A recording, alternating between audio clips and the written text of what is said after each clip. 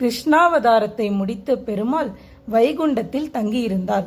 பூலோகத்தில் கலியுகம் தொடங்கி அநியாயங்கள் பெருகின. மீண்டும் இறைவன் பூமியில் அவதாரம் செய்ய வேண்டி காஷ்யப முனிவர் தலைமையில் முனிவர்கள் யாகம் தொடங்கினர். யாகத்தை காண வந்த நாரதர், யாகத்தின் பலனை யாருக்கு தரப்போகிறீர்கள் என்று முனிவர்களை கேட்டார். பலனை சாந்தமான மூர்த்திக்கு தருவதென்று முடிவு செய்தனர்.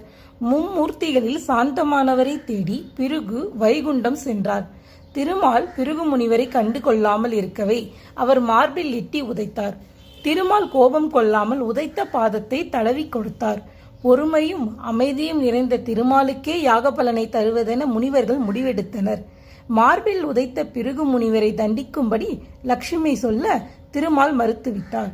லட்சுமி கோபம் கொண்டு பார்க்கடலில் இருந்து கிளம்பி பூலோகத்தை அடைந்து தவத்தில் ஆழ்ந்தாள். தாமரையில் படுத்த நிலையில் ஒரு பெண் குழந்தை கிடைத்தது.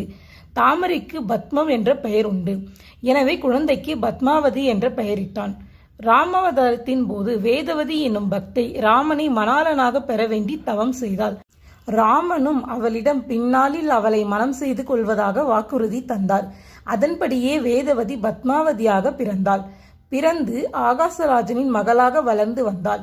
சீனிவாச பெருமாளுக்கும் பத்மாவதிக்கும் திருமணம் இனிதே நடந்தது. அதன் பின் ஸ்ரீனிவாச பெருமாள் கலியுகம் முடியும் வரை திருமலையில் சிலாரூபமாக பக்தர்களுக்கு அருள் தரும் விதமாக திருமலையில் எழுந்தருளினார். சோழ மன்னன் தொண்டைமான் தேவலோக சிற்பியான விஸ்வகர்மாவின் உதவியுடன் பெருமாளுக்கு கோயில் ஒன்று எழுப்பினார். பத்மாவதி அலமேலு மங்காபுரத்தில் அருளாட்சி செய்கிறாள். ஸ்ரீனிவாச பெருமாள் தினமும் திருச்சானூர் வந்து தங்கிவிட்டு காலையில் திருமலைக்கு திரும்பி விடுவதாக ஐதீகம் நிலவுகிறது.